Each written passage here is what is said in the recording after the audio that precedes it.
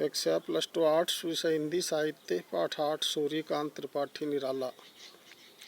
व्याख्या नंबर 10वीं का शेष भाग।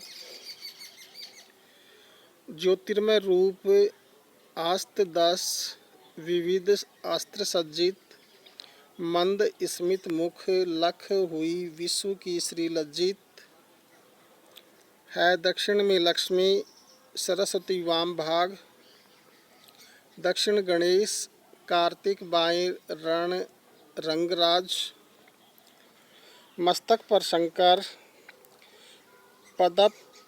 पद्मों पर श्रद्धा भर, श्री राघव हुई प्रणत मंद स्वर वंदन कर।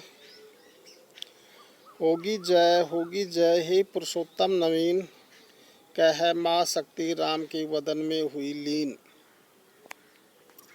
प्रसंग प्रस्तुत पद्यांश महाकवि सूर्यकांत त्रिपाठी निराला द्वारा रचित शक्ति पूजा शीर्षक कविता से अवतरित है।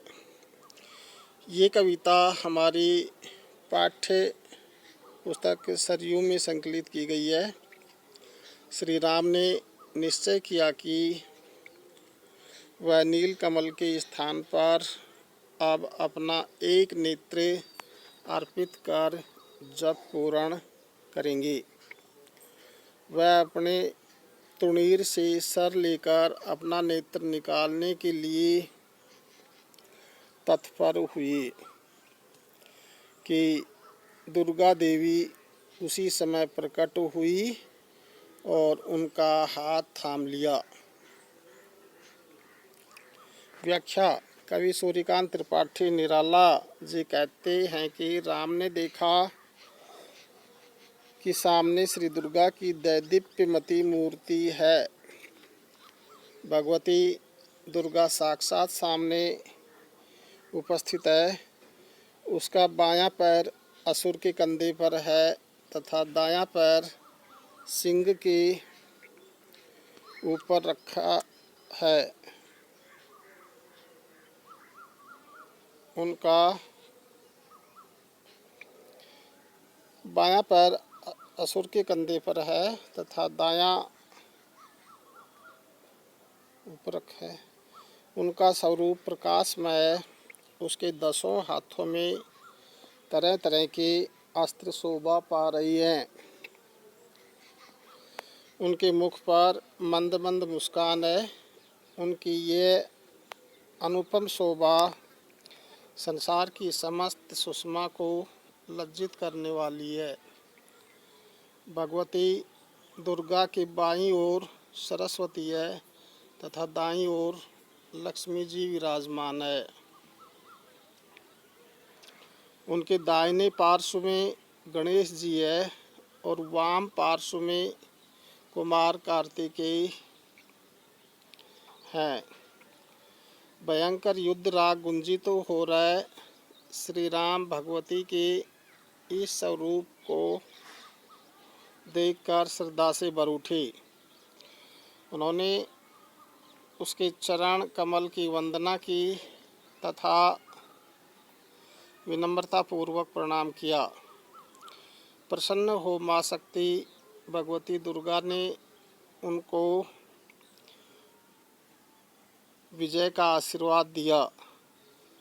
कहा, हे पुरुष श्रेष्ठ, तुम्हारी जय होगी। वे ऐसा कहते हुए माँ शक्ति राम के शरीर में प्रवेश कर गई। विशेष का पहला पॉइंट, माँ शक्ति दुर्गा के प्रकट होने तथा राम को विजय का आशीर्वाद देने का वर्णन किया गया है। दूसरा, भगवती दुर्गा के स्वरूप का भव्य चित्रण किया गया है। तीसरा है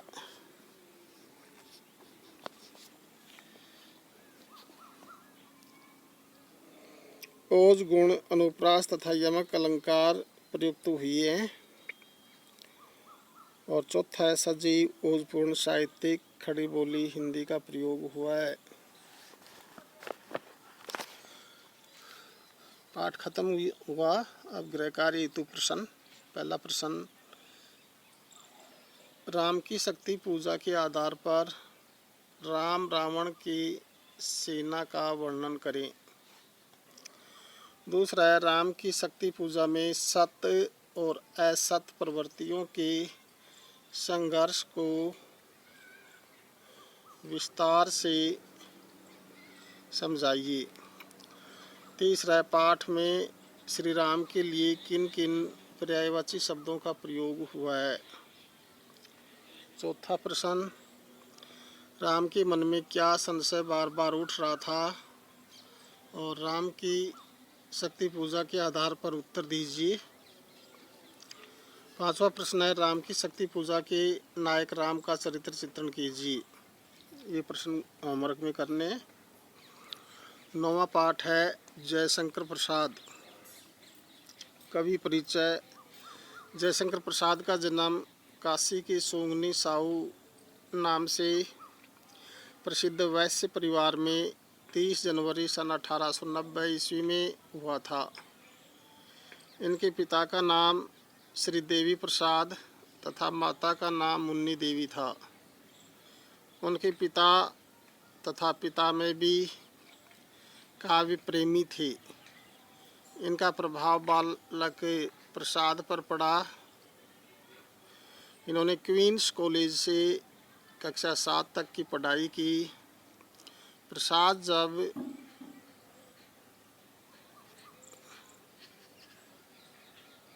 15 वर्ष के हुए तब तक माता पिता दिवंगत हो चुके थे। 17 वर्ष की अवस्था में बड़े भाई का भी देहावसान हो गया था। प्रसाद जी ने स्वाध्याय द्वारा ही हिंदी, उर्दू, संस्कृत तथा अंग्रेजी का अध्ययन किया।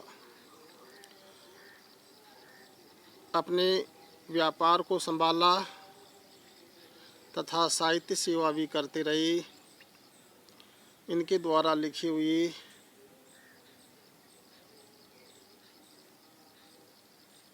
साहित्य से हिंदी की श्रीवृद्धि हुई। इनके 3 विवाह भी हुए, परंतु तीनों ही पत्नियां साथ छोड़ गई। इन परिस्थितियों में 38 वर्ष की अवस्था में ही 14 नवंबर 1937 को इनका देहावसान हो गया। साहित्यिक परिचय। प्रसाद जी बहुमुखी प्रतिभा के धनी थे। इन्होंने गद्य तथा पद्य दोनों ही क्षेत्रों में हिंदी की अपूर्व सेवा की है। कहानी, उपन्यास, निबंध, नाटक, समीक्षा आदि के साथ ही महाकाव्य, खंड काव्य, गीत काव्य आदि भी रचे हैं। इनको अपने कामायनी नामक महाकाव्य पर मंगला प्रसाद पारितोषिक भी प्राप्त हो चुका है। कृतियाँ। प्रसाद जी की प्रमुख रचनाएं निम्नलिखित हैं। काव्य है कामायनी जो महाकाव्य है। प्रेम राज्य, वन मिलन, अयोध्या का उद्धार, शोकोच्छ्वास, प्रेम पथिक, पहले ब्रजभाषा में और बाद में खड़ी बोली में प्रकाशन, मरणा का महत्व, ओश, प्रबंध काव्य, चित्रधार ब्रजभाषा में, कानन कुसुम, झरना लहर, मुक्तक आदि, कंकाल, तितली, इरावती ये इनके उपन्यास हैं। इरावती अपूर्ण रह गया था। छाया, प्रतिध्वनि, आकाश, द्वीप, आंधी, इंद्रजाल कहानी संग्रह के नाम है।